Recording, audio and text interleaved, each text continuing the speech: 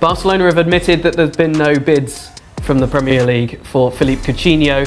Is this a sign that he is unwanted? Is it a sign simply that they're asking for too much? What if I told you that Barcelona's greatest disaster wasn't losing Messi? Messi. There is Messi causing menace, causing mischief. He's unstoppable. He's unplayable. What if the real catastrophe happened 3 years earlier? I really respected Phil's wish from the first second. Not that I do that all the time.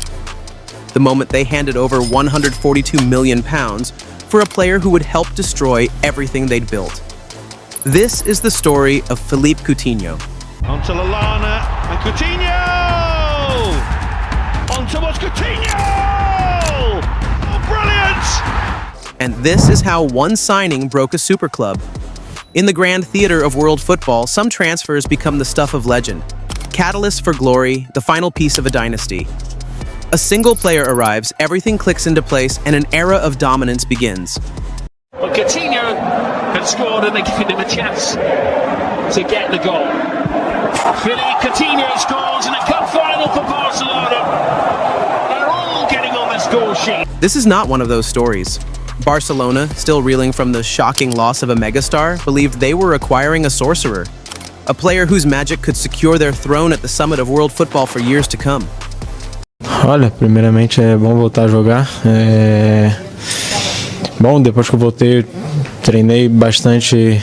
What they actually purchased was a Trojan horse, welcomed through the gates of the Camp Nou, where it would quietly, systematically help hollow the club out from within. Be a masterstroke in terms of helping Coutinho a little bit further back. He's now got a player who's a little bit more tricky, more pacey. This one signing would become the face of a disastrous transfer era. It would put Coutinho on the pitch for the most humiliating defeat in Barcelona's modern history. And it would contribute to the financial implosion that forced the greatest player of all time. Suarez weaves to his left, across, and then ripped in at the back post by Coutinho. Instant offense. Out of his own home. But to understand this signing, you have to understand what Barcelona had just lost.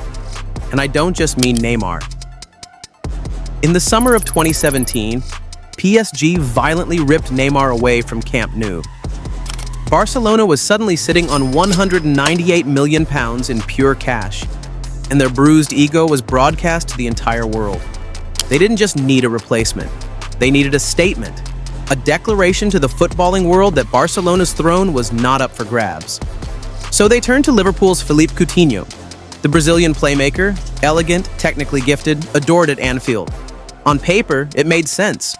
A creative force to fill the void. The press loved it. The fans were excited. But here's what Bartomeu never asked. Where does he actually play? Coutinho wasn't a winger. He was an interiorista.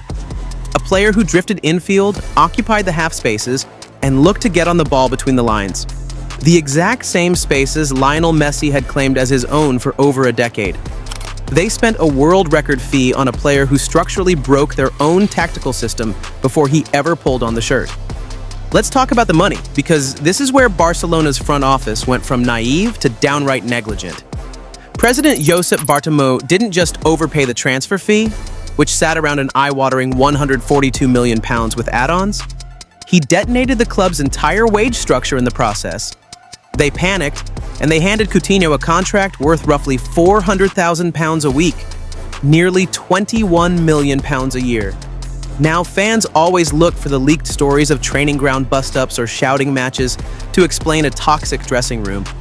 But you don't need a physical fight to nuke a dressing room. You just need to hand a guy who doesn't even fit your tactical system a bigger paycheck than the legends who actually built your dynasty.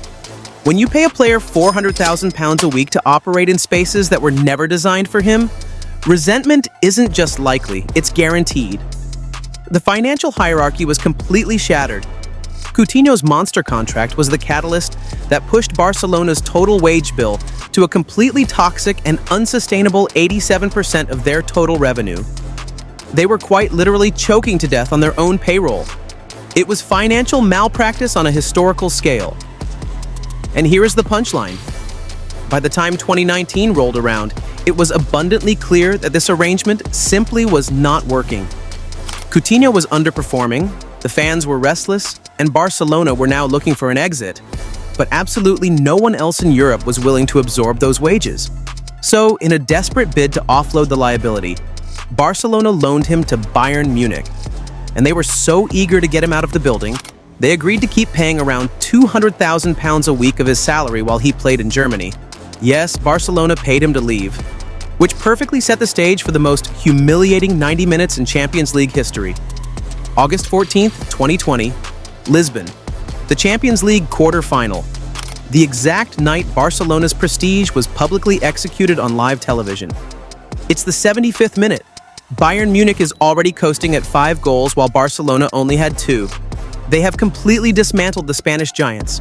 And then Bayern manager Hansi Flick decides to twist the knife. He subs on Philippe Coutinho. Remember, Barcelona is still paying a massive chunk of this man's salary. They are literally funding the weapon currently being used to destroy them. In just 15 agonizing minutes, Coutinho assists Robert Lewandowski, scores the 7th goal, and then casually slots home the 8th. He didn't just score, he drove the final nail into the coffin. The 8-2 humiliation wasn't just a football match, it was a receipt. A receipt for £142 million of pure, unfiltered incompetence. But the bloodbath didn't stop on the pitch. The financial rot that started with Coutinho's £142 million gamble finally metastasized. 3 years later, the bill came due. Barcelona was choking on their own wage bill, a structure fundamentally broken by that 2018 panic attack. How do you lose the greatest player in history? You don't. You bankrupt yourself into it.